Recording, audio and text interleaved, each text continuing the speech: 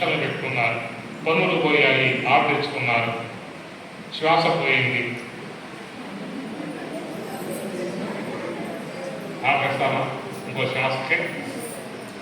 కనుక ఉద్భుతప్రాయం కాబట్టి పరమాత్మ చెబుతున్నది సదా దేహాంతర ప్రాప్తి. కనుక రాబోయే జన్మలకు మనకంటూ మన యొక్క బ్యాంకులో కొంత అమౌంట్ జమ చేసుకోవాలి. స్టేట్ బ్యాంకులో పెట్టాం, బరోడా బ్యాంకులో పెట్టాం, ఇండియన్ బ్యాంకులో పెట్టాం, ఆంధ్ర బ్యాంకులో పెట్టాం, పెట్టలేదా? అన్ని బ్యాంకుల్లో ఉన్నాయి. పరమాత్మ బ్యాంకులో ఎంత పెట్టాం? పరమాత్మ బ్యాంకులో మీరు పెట్టాలంటే శ్రీ స్వరాజ్య ఆశ్రమంలో ఖాతా తెరవాలి. తెలుస్తారు లేదా? తెలిసి మీరు వస్తారా, దయమంటారా? మీరే. అందువల్ల ఈ కార్యక్రమం జరుగుతుందని చెప్పని అంటే అందరూ కూడా నిజోదిక స్థాయిలో వారి వారి యొక్క సహాయం స్వామివారికి అందాలి. అమౌంట్ ఎక్కువగా వచ్చినాయి అనుకో అని చెప్పినట్టు పైన కూడా హస్తు కూడా వేయడం లాంటిది జరుగుతుంది. శ్లోకాలు జ్ఞాపకం పెట్టుకోండి. యజ్ఞదాన తపఃకర్మ నత్యాజ్యం కార్యమేవ తత్ యజ్ఞో దానం తపశ్చైవ పావనాని మనీషిణా.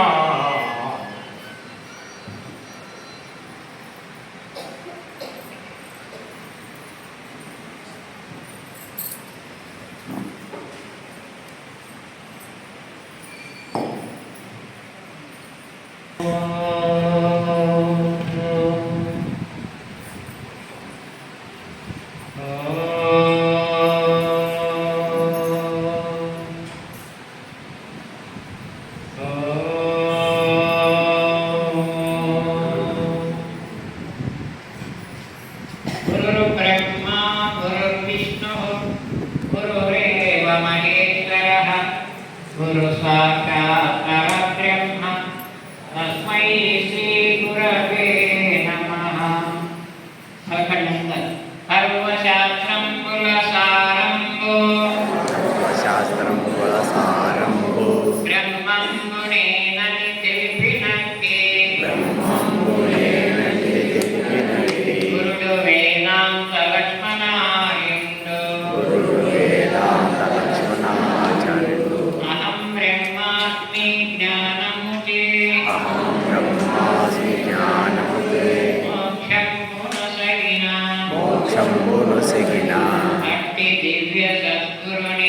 అట్టి దివ్య సద్గురుని పాద పద్మములకు నమస్కరించు. అందరికీ ఎత్తి నమస్కారం చేసుకోండి. అట్టి దివ్య సద్గురుని పాద పద్మములకు నమస్కరించు. ఓం నారాయణ యతీశ్వరాయ నమః.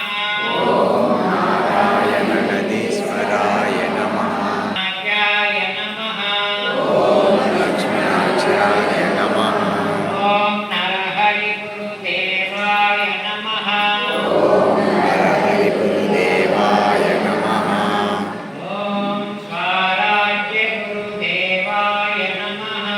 ఓం స్వరాజ్య గురుదేవాయ నమః. ఓం లక్ష్మణార్యాయ నమో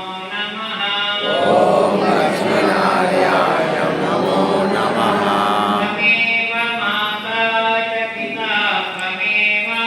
త్వమేవ మాతా చ పితా త్వమేవ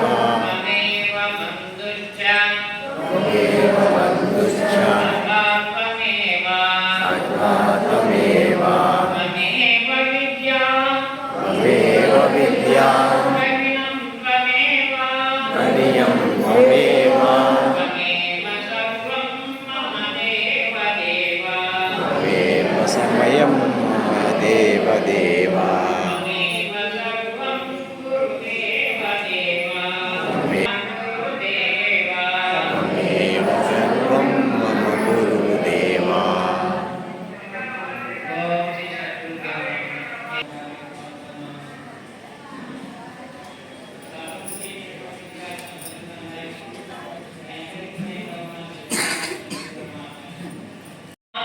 తీర్థము మోసుకురావలెనా.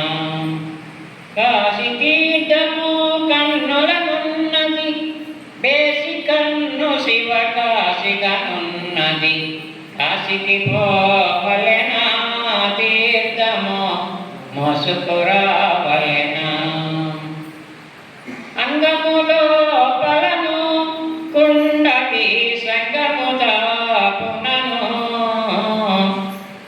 అంగములో పలను సంగ కుండలి సంగము దాపునను గంగా యమున పొంగుచు పారగా గంగా యమున పొంగుచు పారగా రంగుల నడుమను లింగడుండగను రంగుగా నడుమను లింగడుండగను కాశీకి పోవలెనా తీర్థము మోసుకురావలెనా కోనపై గాను తీర్థపు వాన గురియగాను కోనపై గాను తీర్థపు వాన గురియగాను మేను మరచి కానగ తిరిగేవు మేను మరచి కానగ తిరిగేవు లోన వెదకి శివ ధ్యానము చేయగా లోన వెదకి శివ ధ్యానము చేయగా కాశీకి పోవలెనా తీర్థము మోసుకురావలెనా భావములో పలను జీవుని కావు తెలియకను భావములో పలను జీవుని కావు తెలియకను జీవగుణంబుల చిక్కు విడచి జీవగుణంబుల చిక్కు విడచి తా జీవ బ్రహ్మము తావు తెలిసిన తా జీవ బ్రహ్మము తావు తెలిసిన కాశీకి పోవలెనా తీర్థము మోసుకురావలెనా వాసిగా ధరలోను కాశీ నివాసుడుండగను వాసిగా ధరలోను కాశీ నివాసుడుండగను చేసిన పాపము పాసిపోవునని చేసిన పాపము పాసిపోవునని కాశీకి పోదురు నివాసుని గానగా కాశీకి పోదురు నివాసుని గానగా కాశీకి పోవలెనా తీర్థము మోసుకురావలెనా కాశీకి పోవలెనా తీర్థము మోసుకురావలెనా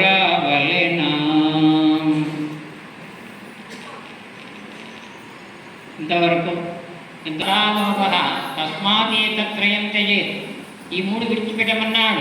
ఈ మూడు కామము క్రోధము లోభము ఈ మూడు విడమన్నాడు పరమాత్మ గీతలో. ఈ మూడు విడవద్దన్నాడు. ఏ మూడు? యజ్ఞము దానము తపస్సు. కాబట్టి ఎందుకు ఇవి విడవాలి, అవి ఎందుకు విడవకూడదు అన్నట్లయితే మరి యజ్ఞం వలన ఏమొస్తుంది? పుణ్యం వస్తుంది. దానం వలన ఏమొస్తుంది? పుణ్యం వస్తుంది. తపస్సు వలన ఏమొస్తుంది? పుణ్యమే. పుణ్యం అంటే ఏమిటి? పుణ్యం అంటే ఏమిటి? చనిపోవడమా? వేళ చనిపోతే మళ్ళా తిరిగి ఉత్తమమైన జన్మం కావాలనే పుణ్యం అంటే? నరకం అంటే ఏమిటి? నరకం అంటే ఏమిటి? నీచ యోనంలో పడిపోవడం నరకం అన్నారు. అందువలన మరి పుణ్యమైన పాపమైన రెండు కూడా భగవంతుని ఆశ్రయములోనే ఉంటుంది. అయితే నీవు చేయవలసిన ప్రయత్నం ఏమిటి? జీవుడుగా వచ్చినందుకు ఈ జీవుడు ఏం సంపాదించుకోవాలా? ఏం సంపాదించుకోవాలా? పుణ్యపాపముల యొక్క మిశ్రమంతో వచ్చింది మానవ జన్మ. మరి పుణ్యమే విశేషంగా ఉంటే ఏమొస్తుంది? దేవతా జన్మ. దేవతా జన్మ. దేవతలు ఎక్కడ ఉంటారు తెలుసు కదా? ఎక్కడ? స్వర్గములు. స్వర్గములో ఉంటారు. దేవతలంతా స్వర్గములో ఉంటారు. అంటే వాళ్ళకి దుఃఖం అనేది ఉండదు, ఎప్పుడు సుఖమే. ఎందుకు? వాళ్ళు అమృతం తాగినారు కదా. మరి అమృతం తాగిన వాళ్ళకి దుఃఖం ఉంటుందా? దుఃఖం ఉండదు, ఎప్పుడు సుఖమే ఉంటుంది. మరి నరకం అంటే ఏంటి? నరకం ఉండదు. నరకం చేసుకున్న వాళ్ళు ఎక్కడికి పోతారు? నీచయంలో పడిపోతుంటారు. తెలుసు కదా. ఇప్పుడు ఒక ఎత్తు ఉంది పాపం, ఎంతకాలమైనా గడ్డి కట్టే ఇంకా ఏవైనా జీవరాశులన్నీ కూడా మరి ప్రకృతి ధర్మాల ప్రకారము ఎండకు ఎండడము, వానకు తడవడము, అట్లా విధంగా వర్షాకాలం వచ్చినా కానీ అవి చలికి వణికిపోవడము, ఇవన్నీ కూడా నరకమే కదా. అదే మనం చలికాలం వస్తే ఏం చేస్తాం మనము? ఇంట్లో వాకిలు వేసుకొని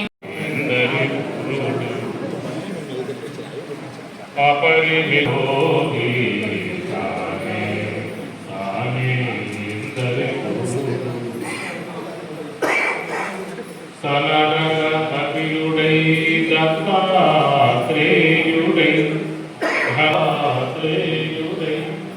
ఘనమైన మహిమా శ్రీ వెంకటరాయుడై వనగత సంసార యోగముఖేయు అని కృష్ణం వందే జగద్గురు. కృష్ణ పరమాత్మ వారిని ఆ కాలంలో జగద్గురువు అని పిలిచారు. తర్వాత కాలంలో శ్రీ శంకరాచార్యుల వారిని జగద్గురు శ్రీ శంకరాచార్యుల వారు. ఆ తర్వాత కాలం జగద్గురువులు మీరు చూసుంటారు. అక్కడ పైన ఇప్పుడు గజారోహణం చేశారు కాకినాడలో. తర్వాత స్వామివారికి విశేషమైన పూజలు చేశారు. అవన్నీ కూడా మనకు జ్ఞాపకం ఉండడానికి ఈ ప్రకారంగా ఏర్పాటు చేసిన అంశాలు. ఇంకా స్వామివారు చేసిన చాలా అంశాలు ఉన్నాయి. అవన్నీ ఇక్కడ పెట్టే అవకాశం కాదు. ఇంకా కొన్ని సన్నివేశాలు గుర్తుగా ఉండేటువంటి వాటిలను ఏర్పాటు చేసుకుంటే మరి వాటిలను మాకు మా భూషణ గారు నిజంగా ఆయన గారు ఎంతో గొప్పగా ఆనాటి కాలంలో మనం చూడకపోయినా కానీ ఇవన్నీ కూడా ఇట్లా జరిగిందనేటువంటి విషయాన్ని సన్నివేశం మన కళ్ళ నుండి అట్లాగా సాక్షాత్కరింపజేసిన విధానము మా భూషణ గారు మంచిగా అవన్నీ కూడా ఎట్లా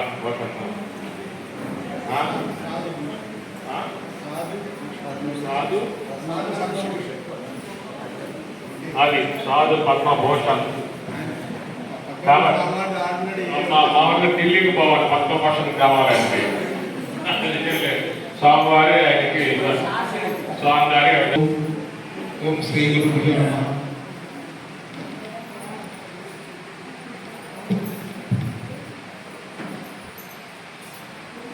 వేదిక అలంకరించినటువంటి పూజ్యులు పెద్దలు బ్రహ్మశ్రీ శ్రీరామచైతన్య స్వామి వారి పాదపద్మములు నమస్కరిస్తూ, బ్రహ్మశ్రీ శ్రీరామచైతన్య స్వామి వారి పాదపద్మములు నమస్కరిస్తూ, అలాగే వేదిక మీద ఉన్న పెద్దలందరికీ, మహిళామూర్తులందరికీ కూడా పాదపద్మములు నమస్కరిస్తూ, ఈ కార్యక్రమానికి 83వ సంవత్సర వార్షికోత్సవాన్ని ఇచ్చేసినటువంటి భక్తులందరికీ నా హృదయపూర్వక నమస్కారం తెలియజేస్తున్నాను. స్వామివారి వార్షికోత్సవంలో 83వ సంవత్సరంలో భాగంగా ఈరోజు 2వ రోజు కార్యక్రమం జరుపుకుంటున్నాం. ఈరోజు ఉదయం నగర సంకీర్తన కార్యక్రమం చేసుకోవడం జరిగింది. అలాగే మిగతా కార్యక్రమాలు కూడా జరుగుతున్నాయి. అయితే ఈరోజు శ్రీరామ చైతన్య స్వామి వారి సంకల్పం మేరకు ఈ యొక్క స్వామివారి చిత్రపటాలు ఆవిష్కరణ జరుగుతూ ఉంది. ఆయన ఆలోచనల మేరకు ఇది చేస్తే బాగుంటుంది, మనం ఆ రోజు చూడలేదు కానీ ఈ దృశ్య రూపంలో చూస్తే బాగుంటుందనే ఆలోచనతో స్వామివారి ప్రభువు తీసుకురావడం, దాతలు కూడా ముందుకు రావడం, ఈ కార్యక్రమమును మా సాధు పద్మభూషణ్ చిత్రించడం జరిగింది. కానీ ఆయన కేవలము పద్మభూషణ్ చిత్రించడం కూడా ఇది ఆషామాషి పరిస్థితి కాదు, చాలా ఖర్చుతో కూడుకున్న పరిస్థితి. కానీ కేవలం నామినల్గా తను కూడా, వాళ్ళ నాన్నగారు కూడా స్వామివారి భక్తులు, వాళ్ళ నాన్నగారు కూడా స్వామివారి శిష్యులు, అలాగే వాళ్ళ పెద్దనాన్న గారు సాధు రామసుబ్బన్న గారు, సాధు రామసుబ్బమ్మ గారు ఈ యొక్క ఆశ్రమ సేవకులు. అంటే మొదటి నుంచి కూడా దానికి మనం అందరూ కూడా తీసుకోవాలి. ఎందుకంటే ఈరోజు కాలగమనంలో గత 50-60 సంవత్సరాల క్రితం ఉన్న పరిస్థితి 40 ఏళ్ళకు లేదు, 40 ఏళ్ళ తర్వాత 20 ఏళ్ళు లేదు. ఈరోజు ప్రస్తుత పరిస్థితుల్లో చాలా కాలం పరిగెత్తుతూ ఉంది. మనుషుల యొక్క ఆలోచనలు స్పీడ్గా పరిగెత్తుతున్నాయి. మన యొక్క ఆలోచనలు వర్ణనాతీతంగా జరిగిపోతూ ఉన్నాయి. కానీ ఇటువంటి పెద్దల యొక్క సత్సాంగత్యంతో మన యొక్క మనసును మార్చుకొని, మన యొక్క నడవడికను మార్చుకొని, మన యొక్క ఆచరణ మార్చుకుంటే జీవితం సుఖమయం చేసుకుంటాం. అలా కాకుండా కాలగమనంలో పరిగెత్తుతున్నటువంటి మనం కూడా పరిగెత్తున్నామంటే కన్నా చాలా సమస్యలు ఎదుర్కోవాల్సి వస్తుందని చెప్పి నేను తెలియజేస్తున్నాను. ఈరోజు ఉదయం కాస్త కొంచెం సమయం నేను టాబ్లెట్ వేసుకుని ఇంటికి పోయినాను. జస్ట్ కొంచెం టాబ్లెట్ వేసుకున్న సందర్భంలో టీవీలో వార్తలు వస్తున్నాయి. భార్యాభర్తలు గొడవ పడ్డారు. భార్యను ఎంత కిరాతకంగా భర్త, మనము సత్సాంగత్యం లేక కావచ్చు, మన యొక్క నడవడిక కావచ్చు, మన యొక్క జీవన విధానంలో ఉన్న యొక్క పరిస్థితి కావచ్చు, మన యొక్క కుటుంబ నేపథ్యం కూడా కావచ్చు. ఇవన్నీ కూడా రావాలంటే తప్పకుండా పెద్దలు గురువులను ఆశ్రయించాలి. గురువులు చెప్పే సత్సాంగత్యాన్ని మనం తెలుసుకోవాలి. వాళ్ళు చెప్పిన నడవడికల్లో మన ధర్మ మార్గాన్ని మనం పయనించాలి. ఆ విధమైన పరిస్థితులు పోగలిగితేనే మన యొక్క జీవితాన్ని సుఖమయంగా సార్థకంగా చేసుకుంటామనే సందర్భంగా తెలియజేస్తూ, ఈరోజు అన్నప్రసాదానికి ఇచ్చిన యొక్క భక్తుల పేర్లు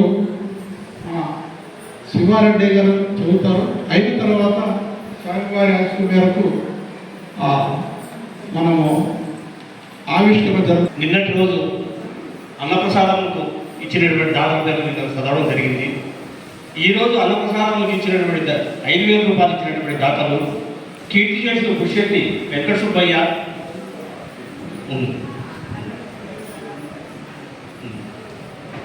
ధర్మపత్ని కీర్తి చేసిన ఇంద్రావతుల గారి జ్ఞాపకార్థం కుటుంబ సభ్యులు జమ్మలపడు. అలాగే 15,000 రూపాయలు ఈనాడు మనకు అన్నప్రసాదానికి సహకరించినటువంటి దాతలు కీర్తి చేసిన గురం శివానంద స్వామి, జ్ఞాపకార్థం ధర్మపత్రి మాతృశ్రీ రత్నమ్మ గారు, కుమారుడు శివప్రకాష్ గారి ధర్మపత్ని సంధ్య అమెరికా. 5,000 రూపాయలు సహకారం అందించిన వారు కీర్తిశేషులు నూకల సుబ్రహ్మణ్యం, జ్ఞాపకార్థం ధర్మపత్ని సరోజమ్మ గారు బెంగళూరు. శ్రీ డోగుపట్టి శ్రీ అజయ్ కుమార్, ధర్మపత్ని తులసి సుజాత, వీరి కుమార్తెలు శ్రీ గాయత్రి, శ్రీ వైష్ణవి హైదరాబాద్. కీర్తిశేషులు భూమారెడ్డి రాజశేఖర రెడ్డి, జ్ఞాపకార్థం కుమారుడు రాఘవరెడ్డి గారు బెంగళూరు. శ్రీమతి కుమ్మతి సరోజాదేవి బెంగళూరు. అలాగే 3,000 రూపాయలు ఇచ్చిన దాతలు కూడా ఉన్నారండి. కీర్తిశేషులు శ్రీపాద రామసుబ్బమ్మ, జ్ఞాపకార్థం భర్త శ్రీపాద శివ, కుమారుడు వెంకట సుబ్బయ్య, కోడలు సుధారాణి రుద్దుడు. కీర్తిశేషులు నందన్ ఈశ్వరయ్య, జ్ఞాపకార్థ కుమారుడు నందన్ రామయ్య అండ్ బ్రదర్స్, నందన్ సిల్స్ రుద్దుడు. అలాగే 2,500 రూపాయలు ఇచ్చిన వాళ్ళు కూడా ఉన్నారండి. కీర్తిశేషులు మేవ నరసింహమూర్తి, జ్ఞాపకార్థం ధర్మపత్ని భారతమ్మ, కుమారుడు ప్రసాద్, కోడలు పావని గారు రుద్దుడు.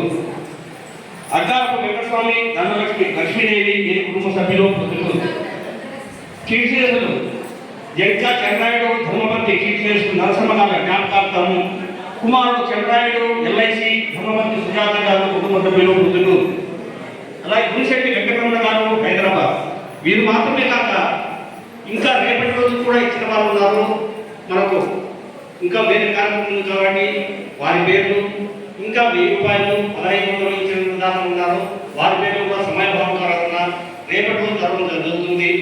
ఆ విషయం అందరికీ మనవి చేసుకుంటూ, ఇంకొక విషయం ఏమంటే నిన్నటి రోజు ప్రకటించిన విషయము, ఆశ్రమం జరిగే కార్యక్రమంలో ఒకటి స్వామివారి జయంతి, ఆరాధన, అద్వైత రథము, వివిధ కార్యక్రమాలు ఉన్నాయని మనం వినిపించుకున్నాం కదండి. అందుకు మా పేరు కూడా మా మనలో రావాలని ఎంతోమంది ఉత్సాహపడుతుంటారు. మీ యొక్క సహాయం కొరకు అర్పిస్తూ ధర్మంలో ఈ యొక్క కార్యక్రమాన్ని ఇలాగే సాగిస్తూ ముందుకు మీ యొక్క సహకారం అందిస్తారని విన్నవించుకుంటూ, ఇందాక మన అధ్యక్షుడు చెప్పినటువంటి ఒక విషయం, అవకాశమైన ఉన్నవాళ్ళు ఇక్కడ వచ్చే భక్తులందరూ కూడా చాలా పరిపరి విధాలుగా వాళ్ళ కుటుంబ నేపథ్యంలో ఎన్నో సమస్యలు ఎదుర్కొంటూ వ్యాపార రంగంలో మిగతా విషయాల్లో ఎన్నో ఈతి బాధలు ఎదుర్కొంటున్న వాళ్ళు ఎంతో మంది కూడా ఇక్కడికి వచ్చిన తర్వాత చాలా మానసికంగా ప్రశాంతంగా వాళ్ళ జీవితాన్ని కొనసాగిస్తున్నారు. ఇది వాస్తవం. ఈ సభలోనే ఉన్నారు చాలా మంది. వాళ్ళ గురించి మన పేర్లు చెప్పాల్సిన అవసరం లేదు. ఇది వాస్తవం. చాలా మంది కూడా ఎన్నో ఎందుకంటే మన జీవితంలో తెలిసి తెలియకుండా జరుగుతూ ఉంటాయి. అయితే ఆ జరిగిన యొక్క పరిణామాలను వాళ్ళ యొక్క కుటుంబ స్థితిగతులను ఇక్కడికి వచ్చిన తర్వాత స్వామివారి యొక్క బోధనలు, ఇక్కడ చెప్పే మహాత్ముల యొక్క బోధనలు విన్న తర్వాత వారి యొక్క పూర్తి ప్రశాంతత చేకూరుతూ వాళ్ళ కుటుంబ నేపథ్యాలు కూడా ఉన్నత స్థితికి చేకూరుతుంది. ఎంతో మంది కూడా ఏకాదశి, మొదటి ఏకాదశి, శుద్ధ ఏకాదశి రోజు గురు పూజ కార్యక్రమము, 18 అధ్యాయాలు భగవద్గీత పారాయణము, తర్వాత అన్నప్రసాద కార్యక్రమం జరుగుతుంది. అలాగే అదే శుద్ధ పూర్ణిమ రోజు